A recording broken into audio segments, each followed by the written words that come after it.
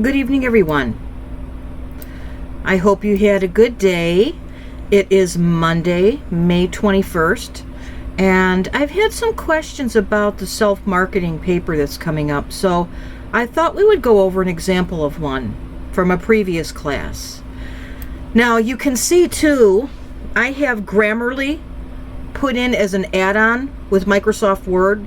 I strongly encourage you to do that also. It's free. It doesn't cost you anything. And Grammarly is a wonderful program. It not only checks your punctuation and sentence structure, but it tells you when you're using words too often and when you're using, when you're writing in the incorrect grammar. So I would certainly advise you to use this, especially since it's free. I use it with every paper that I do. But I'm going to close it to give us a greater span of the paper. All right. So this is a paper that was turned in by one of my past students, and this is the title page. We have the running head and the title.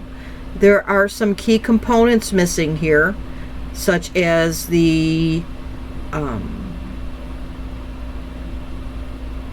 course number, the date, and the professor's name. So those key components should be on the title page. All right, so let's see. We have our title, the title to our paper, Self-Marketing Plan. And the first paragraph is going to be our introduction. Remember, anytime you're writing a paper, you start off with an introduction, and that introduction opens up the reader to what your paper is all about. And we used to years ago say that in the introduction statement, or in the introduction, you needed to have a purpose statement.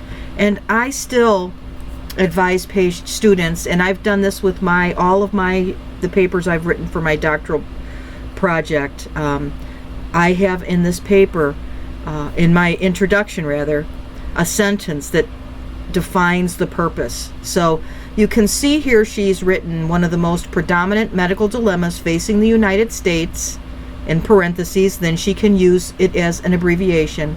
Today is the impending shortage of medical professionals throughout. Well, that sentence is a little confusing. I would rephrase it. But in fact, by the year 2030, the shortage is estimated to include up to 100,000 medical doctors. And then she has her citation. One viable solution to meet the need for primary care providers is through nurses obtaining a higher degree as advanced practice registered nurses. And then she has it in parentheses. Specifically, nurse practitioners are an immediate call to action to address this shortage. According to the American Association of Nurse Practitioners, more than 234,000 licensed nurse practitioners currently work in the U.S. Now, she can use U.S. because she has abbreviated it up here. While the AANP, which she can use in an abbreviated form because she has it up here, estimates that this number has virtually doubled in the last 10 years and is expected to grow by 35% by the year 2024. Now, actually, she didn't need by there. Many people remain unaware of a nurse practitioner's role and responsibilities. Now, this is the important piece here. This paper will examine the purpose and main objectives for this future nurse practitioner's practice, describe the services that will be provided, portray a professional vision for the next 5 years, and explain a description of the marketing tools and strategies that will be used to obtain the vision.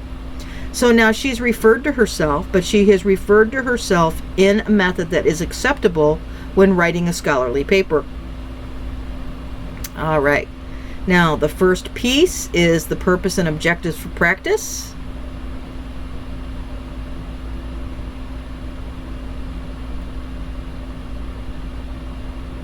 Services offered and clientele served.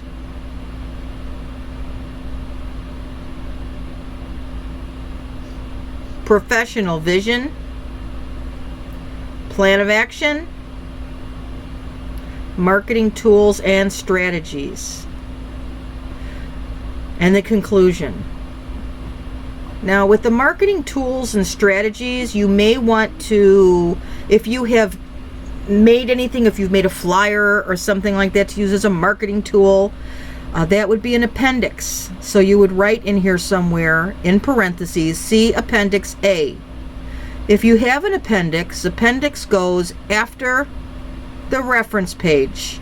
So after the reference page, the page after this would have the heading Appendix. And then under that would be the title, Appendix A. And then you would put whatever you had there, if you chose to do so. But I thought that it might help you a little bit to go over the content, make you feel a little more comfortable. So please let me know if you have any questions or concerns about this upcoming assignment. Thank you.